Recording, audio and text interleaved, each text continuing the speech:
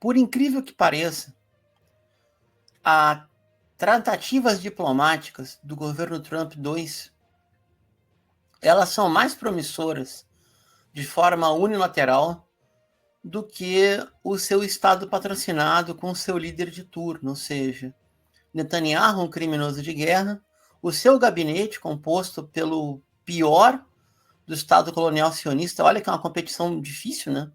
Quem é o pior dentro do sionismo, eles conseguem ganhar essa competição macabra. E, sem ilusões, mas no momento, nesse exato momento, há uma certa distância entre Netanyahu e Trump. 3 elementos eu trago para a gente refletir em conjunto. Primeiro, nas rodadas intermediadas pelo Sultanato de Omã para o programa nuclear iraniano, o Irã vem deixando evidente que não abre mão de beneficiamento de urânio para fins civis, nem de suas pesquisas. Ao contrário do que se imagina, a principal vocação da pesquisa nuclear iraniana é a medicina de alta complexidade, porque em sendo um país sancionado e tendo pouca reserva ainda em dólar, o Irã muitas vezes não consegue ter acesso a algum tipo de tecnologia. Num acordo firmado ano passado de complementaridade com a China, a tendência é que isso se supere. Mas nem um aliado estratégico como a China, ou a Rússia, no caso, com o Teherã tem uma aliança estratégica com Moscou e com Beijing, nem isso faz com que um país soberano abra mão de desenvolver sua própria tecnologia. Então, essa é a meta da negociação.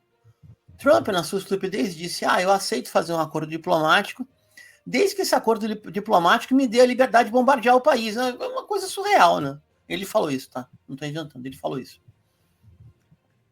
Depois, foi feito uma trégua, não cessar nem cessar-fogo, é uma trégua unilateral, aonde o Iêmen diz que não vai mais atacar as frotas dos Estados Unidos se sejam de guerra, que vão circular pelo Mar Vermelho, porque o Iêmen já colocou, desde que iniciou a campanha de Gaza, 2 porta-aviões para correr.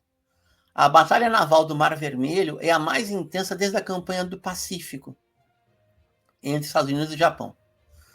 E os Estados Unidos se comprometeu a não mais bombardear o Iêmen, ou seja, hoje quem bombardeia o Iêmen é o Estado sionista vulgo Israel. Mas tem também um respeito de limites. Então, se um drone dos Estados Unidos entra no espaço aéreo iemenita, ele pode ser abatido. Pois bem, ontem derrubaram mais um. Cada drone que derruba dá 60 milhões de dólares. O MQ-9, um drone de espionagem.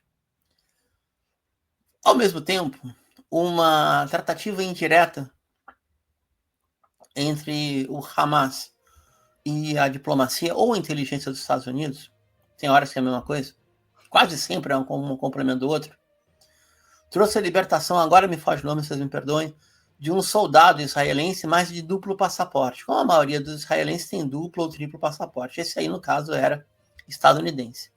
Foi negociada a sua libertação por fora e não é que deu certo? O Hamas libertou o soldado, ele saiu falando muito bem de quem o deteve por esse período inteiro e falando muito mal, obviamente, de quem o abandonou à morte, como é o caso de Netanyahu e companhia.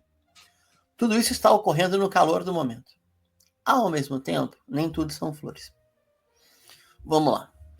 Trump está num giro pelo Golfo Pérsico, que ele insiste em chamar de Golfo da Arábia, não vale nada, né? Quer mudar o nome do Golfo do México, quer mudar o nome do Golfo Pérsico. Está em tratativa com a Arábia Saudita e parece que vai ter uma reunião indireta com o general Aoun do Líbano e com o ainda fichado como terrorista salafista da Al-Qaeda, Mohammed al-Jolani. Ele já mudou de nome 3 vezes, mas é o presidente de facto da Síria. Que, ao contrário do que se esperava, isso aí, o nome do camarada é Dan Alexander. Obrigado, professor. Ao contrário do que se esperava, não faz nenhum gesto para defender a Síria. Já disse que quer colocar uma Trump Tower em Damasco e está louco para ter as sanções liberadas para poder ter ingresso de capital. E afirmou com todas as letras, está disposto a reconhecer o Estado sionista, de modo que os gringos levantem as sanções contra a Síria e receba aporte de capital. A Turquia está intermediando, a Turquia de Erdogan está intermediando. E tem sanções também contra o Líbano, que é mais difícil da tradição libanesa se consumar, porque metade do parlamento libanês e a maioria da população apoia a resistência. Tudo isso está ocorrendo nesse exato momento que a gente está aqui no editorial. Por fim, e não menos importante, a gente precisa lembrar da macro situação. E a macro situação é o seguinte: o oeste da Ásia, que a gente chama de Oriente Médio para se fazer entender, mas como inimigo não chama, ele precisa de algum grau de estabilidade para desenvolver economicamente e poder fazer parte do eixo econômico asiático e euroasiático.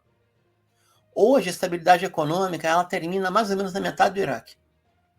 E ela retoma mais ou menos no Egito do governo do general Sisi, mais um traidor, e vai até o Marrocos, que também traiu. Mas mais para baixo não vai, do lado não vai. E tem sempre um recurso. E qual é o recurso para bagunçar tudo, esculhambar com tudo?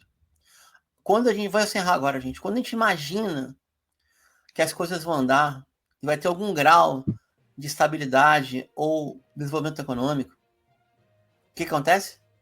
Se ativa uma célula salafista, sabe-se lá pelo dedo de quem, eu tenho minhas confianças, mas a gente vai tomar um processo aqui, não vou falar. E tá bom. Paquistão e Índia estavam num grau de entendimento sobre as águas do rio Indo e o Paquistão se aproximando cada vez mais do BRICS. O que aconteceu? Um atentado salafista na Índia, depois que a Índia mudou o estatuto de região autônoma para um estado normal, incorporado de Jammu e Caxemira, e quase tivemos uma guerra com capacidades nucleares. O que aconteceu semana passada, para encerrar, foi a maior batalha aérea desde a Segunda Guerra Mundial entre Índia e Paquistão. Então, a gente tem que se perguntar, né? Nossa, o aspas, terror salafista aterroriza quem? Árabes e muçulmanos ou cruzados? Na maior parte das vezes, árabes e muçulmanos. Ou muçulmanos como um todo.